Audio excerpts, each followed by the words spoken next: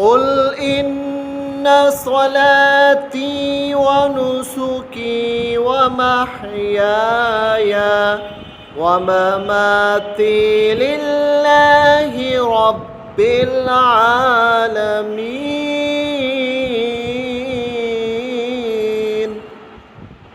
হে রাসূল সাল্লাল্লাহু আলাইহি ওয়াসাল্লাম, আপনি জগৎবাসীদেরকে, আপনার উম্মতদেরকে জানিয়ে দেন, আমার নামাজ, আমার কোরবানি, আমার হায়াত, আমার মৌত, আমার যাবতীয় কাজকর্ম সব কিছু একমাত্র আল্লাহ রব্বুল আলামিনের উদ্দেশ্যে।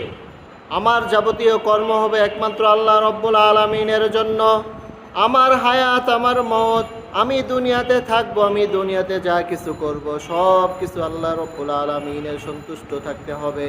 আল্লাহ রব্বুল আলামিনের হুকুম যেখানে করেছেন সেখানেই আমাকে পালন করতে হবে।